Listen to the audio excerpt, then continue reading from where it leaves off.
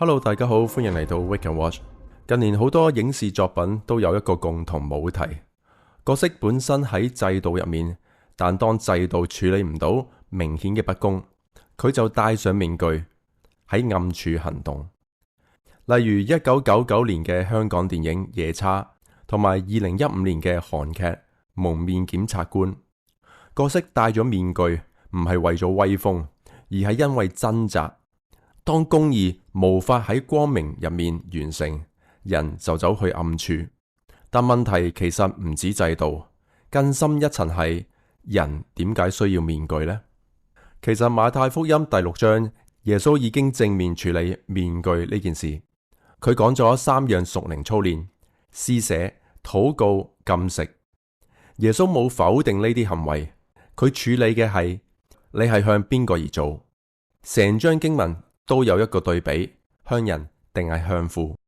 焦點唔係有冇敬虔行為，而係敬虔行為嘅方向。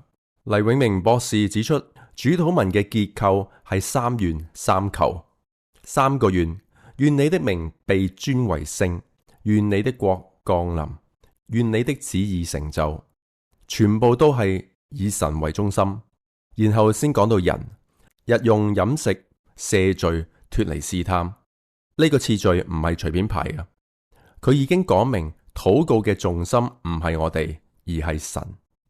而主禱文正正放喺唔好喺人前做呢個脈絡入面，一邊講焦點，一邊講方向，兩樣嘢都好合理。如果敬虔唔係以神為中心，就好容易變成形象工程啦。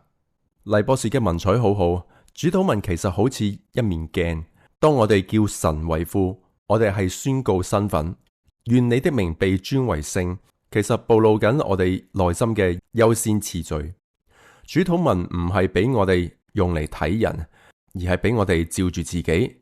當我哋每一次喺教會讀呢幾句，真正被光照嘅唔係人哋，而係自己嘅動機。施捨可以俾人睇到，禱告可以俾人聽到，禁食可以俾人察覺，奉獻可以俾人記錄，醫治可以俾人展示添。呢啲全部都唔係錯，但問題係仲係唔係向父而行呢？我需要講清楚一句，我冇否認神蹟醫治，但係我哋需要分辨神嘅作為有冇被轉化成為一種表演，一套可以展示、可以操作，甚至可以複製嘅模式。問題唔係神有冇能力，而係焦點仲喺唔喺神。使徒行傳第8章講西門，佢見到聖靈嘅能力。The Holy Spirit into your troubled limbs. He brings you eternal life.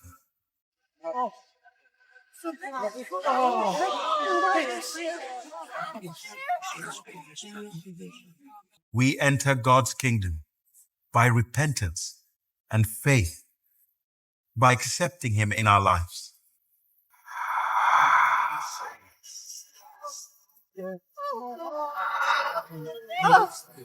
This is everything that I own. I want you to use it to help spread the word of Jesus. Now, all I want in return is just a few drops of the Holy Spirit. As a friend, as a fellow Jesus follower. 曾經有一位自稱使徒先知嘅人，帶我去一個醫治特會。當時前排嘅人都舉晒手，教我向前捉住啲空氣，去宣告我哋接收台上醫治佈道家嘅恩膏。但如果老實講，當時我心入面嘅焦點都唔係喺神，而係我哋想得到嗰種能力，捉到嗰種恩膏。而家回頭睇，其實嗰一刻我同西門好似，我渴望能力多過渴望神。我曾經咁樣理解能力，但耶穌嘅方式好似完全唔一樣。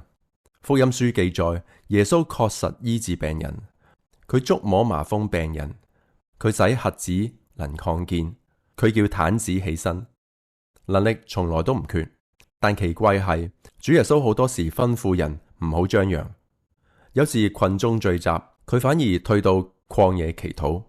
如果能力係焦點，耶穌應該一早就建立咗聲勢啦，但佢冇將神蹟變成平台，冇將醫治變成品牌，冇將能力變成身份。佢嘅權柄唔係嚟自群眾反應，而係嚟自對父旨意嘅順服。